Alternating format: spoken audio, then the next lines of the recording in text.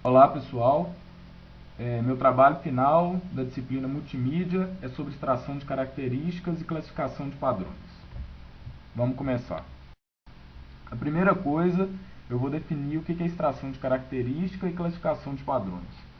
Então, extração de características pode ser definido como o processo que busca obter as características relevantes de amostras para que estas possam ser classificadas em um determinado padrão.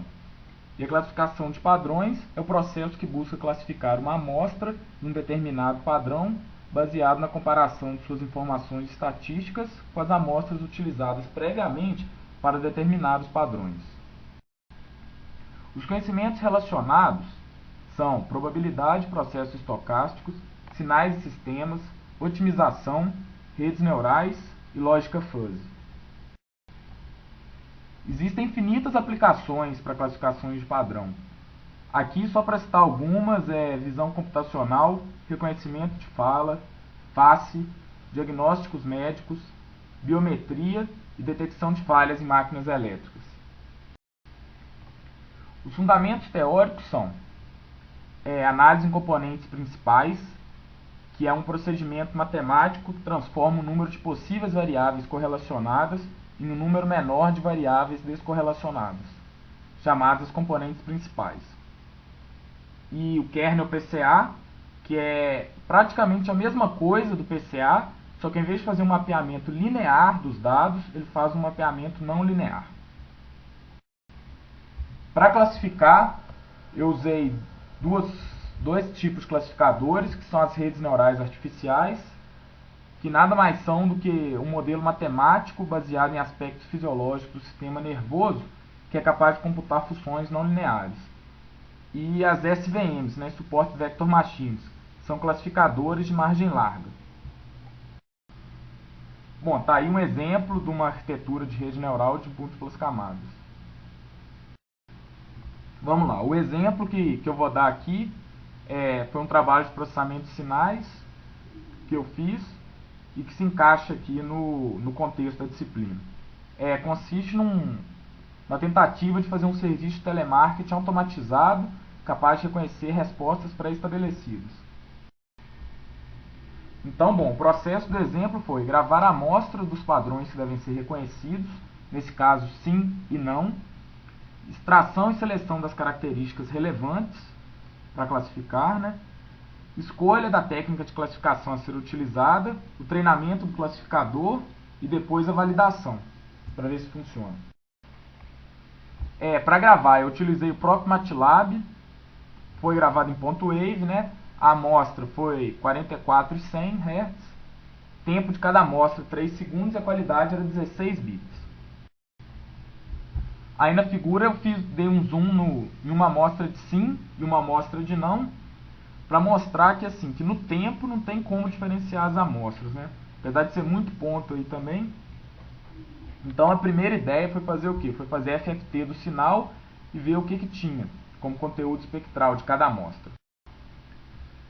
Aí eu plotei para todas as amostras que eu tinha o conteúdo espectral das amostras de sim em cima e das amostras de não embaixo.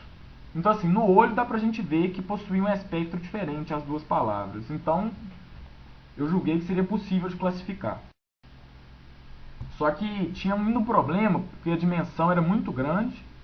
Eu ainda tinha 12.000 pontos, mesmo cortando o sinal em 4 kHz. Então a solução que a gente encontrou foi calcular a energia do sinal em janelas do espectro de frequência de acordo com o número de características desejadas para cada amostra. Então a gente julgou que uma janela de 100 Hz seria bom. Então a gente dividiu 4.000 por 100, que dá 40 características para cada amostra. Está aí as figuras da energia do sinal para 40 características. E a gente pode perceber que é bem diferente as amostras. Bom, mas a gente ainda tinha...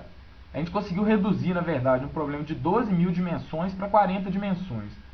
Mas mesmo assim, deu para ver no gráfico que ainda a gente possuía muitas características que eram não relevantes no problema, que possuíam um valor muito próximo de zero. Então agora eu vou usar a PCA, para ver se a gente consegue reduzir mais o número de dimensões. O PCA então faz um mapeamento linear das características e um novo subespaço com a possível redução da dimensão do problema. O objetivo é reduzir a redundância e aumentar a variância dos dados, que é exatamente uma questão que caiu na primeira prova, se eu não me engano, a 3. Bom, tá aí a energia dos altos valores resultantes da transformação, e dá para ver claramente que a partir do 16º característica a gente já não tem informação relevante nenhuma, mas que quase toda a energia está concentrada no começo.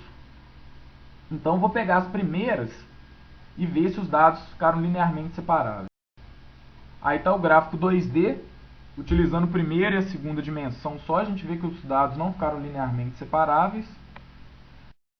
Então eu resolvi plotar em 3 dimensões para ver o que eu encontrava, e também não parece ter um hiperplano aí que consegue separar isso. Bom, então a solução é fazer o quê? Fazer um mapeamento não linear utilizando o kernel PCA, que foi explicado anteriormente. A função utilizada para o kernel PCA foi uma gaussiana, e de novo o objetivo era reduzir a redundância e aumentar a variância dos dados.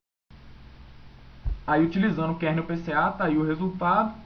A gente vê que as classes ficaram linearmente separáveis, e é só agora dar um jeito de achar um classificador aí para traçar uma curva aí que separe as duas regiões das amostras. Então agora tem que escolher o classificador, né? A primeira tentativa é utilizar uma rede neural. Na verdade eu utilizei um perceptron simples, que é uma rede com um neurônio só. Para construir a rede neural usei o próprio toolbox do MATLAB, um neurônio e 20 épocas, né? O resultado que eu encontrei foi esse aí, ó. Essa reta que divide as regiões das amostras de sim em azul e não em vermelho. Esse ponto preto que apareceu aí é uma amostra de sim que eu testei, que mostra que está funcionando, mas ainda assim dá para a gente perceber que tem tanto ponto preto quanto dois pontos azuis estão muito perto dessa margem, o que tira o poder de generalização do classificador. Então, para isso, como a margem é muito estreita, né, a gente tem duas soluções. Ou é utilizar um algoritmo de otimização multiobjetivo para tentar aumentar a margem do classificador, ou então utilizar um classificador de margem larga, como por exemplo a SVM, né? Então eu fui testar o problema com a SVM, e o problema que eu encontrei foi ajustar os parâmetros dela, porque eu não tinha muita noção.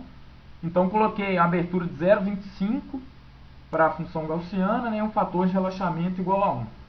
Eu usei um toolbox que eu achei no site de um pesquisador americano que chama Steve Gunn, que já tinha tudo pronto, então era só jogar os dados lá.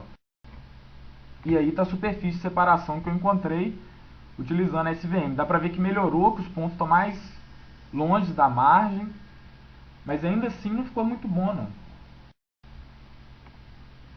Então eu mostrei o exemplo, né? E como comentário final do exemplo eu quero falar que apesar de ter funcionado para a amostra que eu usei, o número de amostras que eu tinha era muito pequeno, né? N igual a 8 para cada padrão.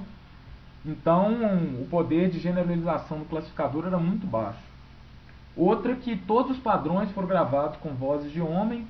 Então, assim, quando eu peguei uma amostra de mulher para testar, ele não conseguiu acertar.